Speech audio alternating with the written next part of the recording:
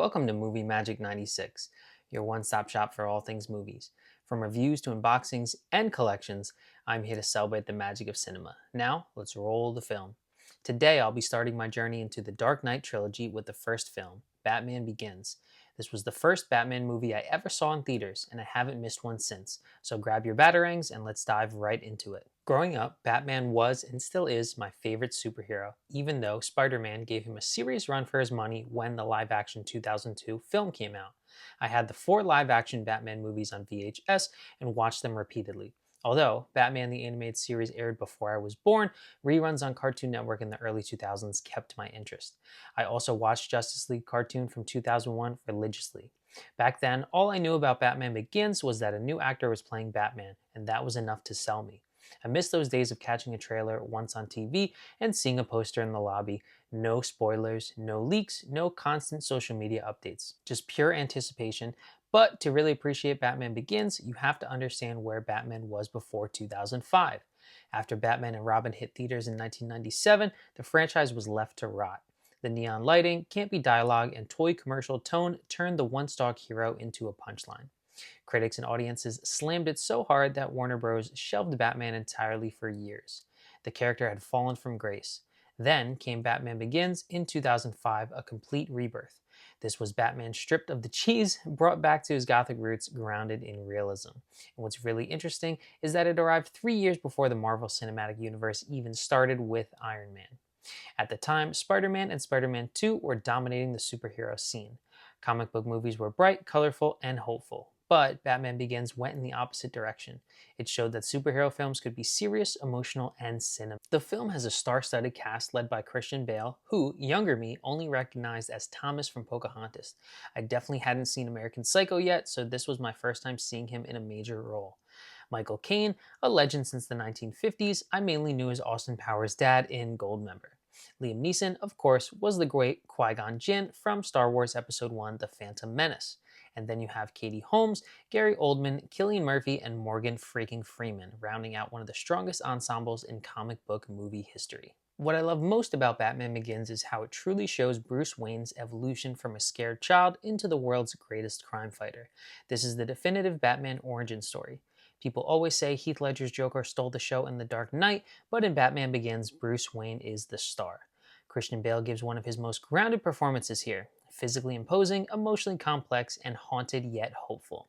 He's at his strongest physically in this movie too. You can tell he really bulked up for this role. Wayne Manor looks grand and realistic, fitting perfectly with Nolan's grounded tone, though I do have a soft spot for the eerie, gothic design of Batman Returns. That one was my favorite Wayne Manor. The score by Hans Zimmer and James Newton Howard is epic. The main theme is now iconic, but I especially love the haunting cue during the fire at Wayne Manor. It's such an emotional punch. I love how the film explains Bruce's fear of bats, falling into the well, being swarmed, and later channeling that fear into his identity. His fear even indirectly leads to his parents' death, making it deeply personal. It mirrors Spider-Man's Uncle Ben moment perfectly. Batman's origin has always been one of the best in all of comics, and this film captures it beautifully. Even though Thomas and Martha Wayne are only on screen briefly, you feel their love for Bruce and their city instantly. The moment young Bruce is confronted by Jim Gordon at the police station is taken straight from the comic book lore, a subtle but powerful touch. The training scenes with Henry Ducard are fantastic. Seeing Bruce learn the skills and discipline to become Batman is incredibly satisfying, especially when paired with Lucius Fox, introducing him the gadgets and tech. It feels like a James Bond meets superhero moment. Michael Caine's Alfred is my favorite live-action version. He's understated, but heartfelt, grounding Bruce in humanity and British humor. What's fascinating about Bruce's journey is how he carries on his father's legacy. Thomas Wayne wanted to save Gotham through his business. Bruce wants to save it by cleaning up its corruption and crime. The idea that Batman refuses to kill, especially given what happened to his parents, is one of the character's most powerful traits, and this film explores that beautifully. When Bruce returns to Gotham, the movie takes off. The Tumbler, this tank-like Batmobile, is such a bold shift from the sleek Tim Burton designs. It's pure overkill in the best way possible. Carmine Falcone tied to the light in a bat shape, brilliant visual storytelling. If I have one gripe, it's the choppy fight editing. The quick cuts make it hard to see what's happening. Still, it's not shaky cam bad, it just keeps the film from hitting absolute perfection. As for the villains, Nolan balances them well. We get Ducard, aka Ra's al Ghul, Falcone, and Scarecrow, but none overstay their welcome. Cillian Murphy's Scarecrow is creepy and intellectual, a perfect psychological villain. The hallucination scenes are horror-infused, especially when Kane gets dosed with his own toxin and sees Batman as a monster. Katie Holmes' Rachel Dawes might not be the strongest performance, but I love how the character is written. She's brave, has a great job, and holds Bruce accountable for his wrong decisions. The new Bat logo is simple yet powerful. Gone are the over-stylized emblems from the Schumacher era.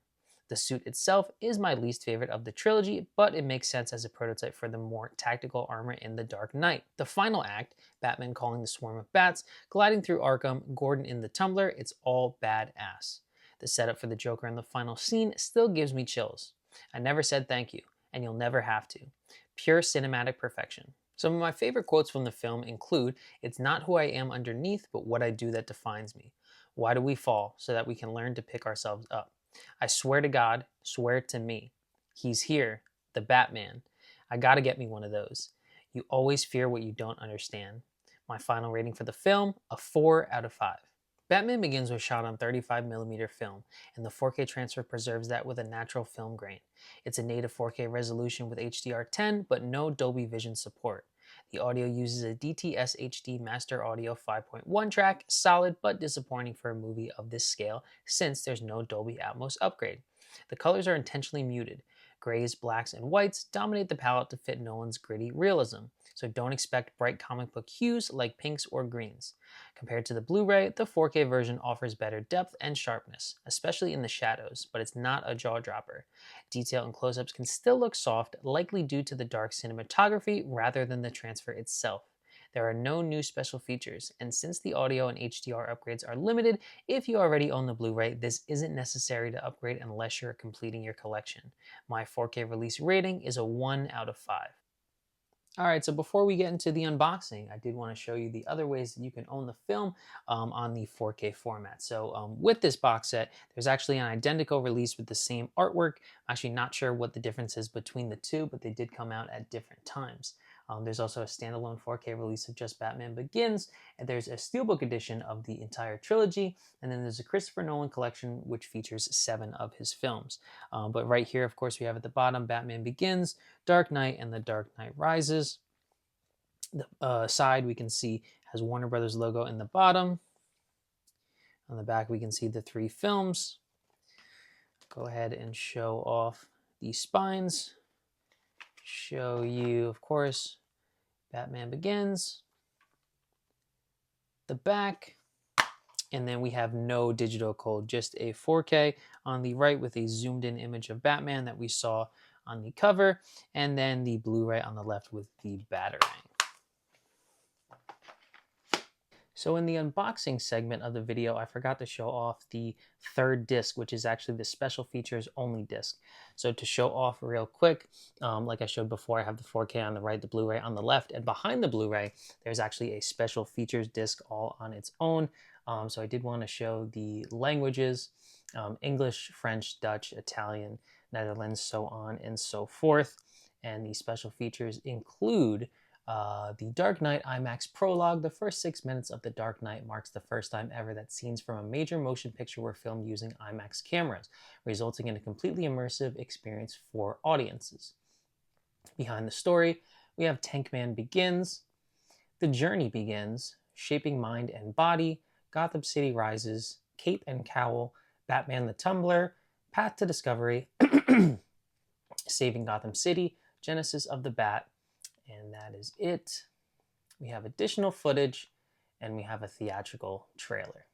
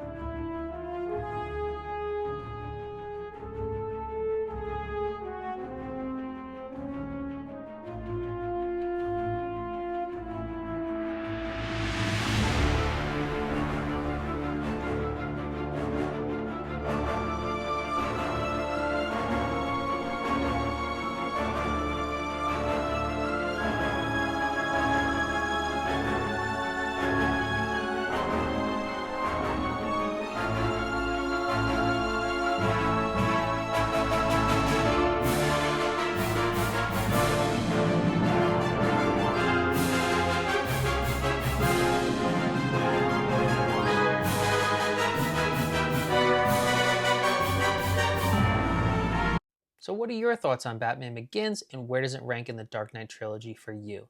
Let me know in the comments down below. And as always, if you enjoyed this video, don't forget to like, comment, and subscribe. You can also follow me on Instagram at MovieMagic1996. Thanks so much for everything, and as always, go watch a Batman movie today.